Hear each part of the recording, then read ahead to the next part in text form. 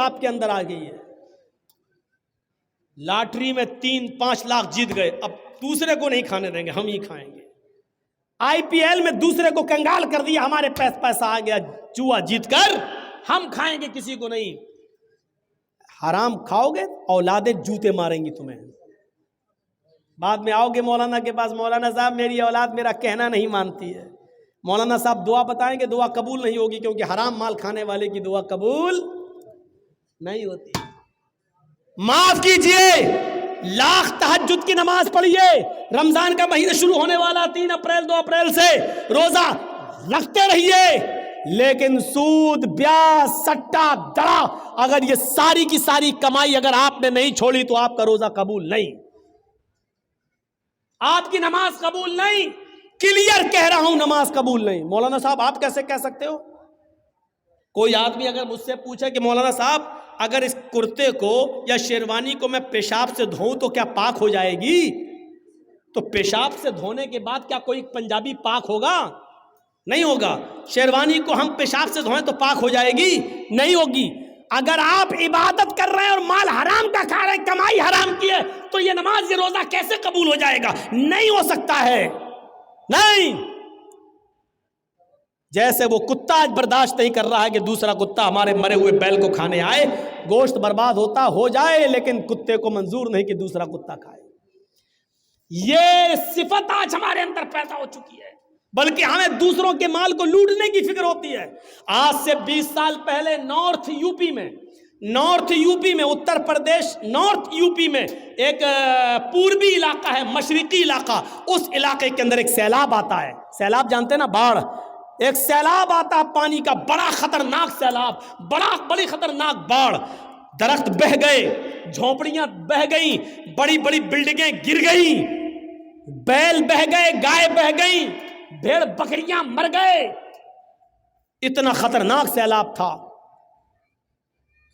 جب سیلاب تھوڑی دیر کے لیے بند ہوتا ہے تو کچھ لوگ اس گاؤں کا حال دیکھنے کے لیے آتے ہیں. پورے گاؤں میں سناٹا ہے, لاشیں تیر رہی ہیں, جانور مرے پڑے ہیں, لیکن کچھ لوگ پانی کے اس طرف اپنا مال بچانے میں کامیاب ہیں اور ایک طرف بیٹھے ہوئے ہیں, لیکن پانی اتنا زیادہ ہے کہ وہ اس طرف نہیں آ سکتے ہیں.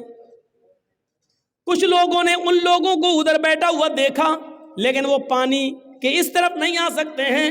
اسی بیچ کچھ لوگوں کی نظر پانی میں ڈوبے ہوئے ایک پیڑ کے اوپر پڑتی ہے, جو آدھے سے زیادہ پیڑ ڈوبا ہوا ہے.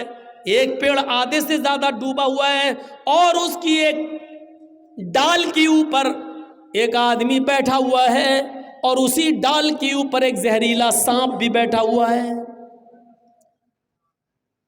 آؤ میں آپ کو بتاؤں, ایک ہی ڈال ہے اور اس ڈال کے اوپر آدمی بیٹھا ہے, اور اسی ڈال کے اوپر سانپ بھی بیٹھا ہوا ہے.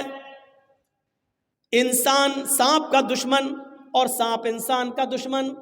ابھی یہاں سانپ نکل آیا, فوراً مار دیں گے, لیکن سیلاب کا خوف اتنا زیادہ ہے کہ نہ آدمی سانپ کو مار رہا ہے اور نہ سانپ آدمی کو ڈس رہا ہے. سانپ نے بھی اپنی آنکھوں سے دیکھا ہے سیلاب کا منظر, وہ بھی جانتا ہے کہ اگر تھوڑی سی بھی ڈال ہل گئی تو میں گر جاؤں گا اور نیچے پانی ہے, بہہ جاؤں گا, مر جاؤں گا.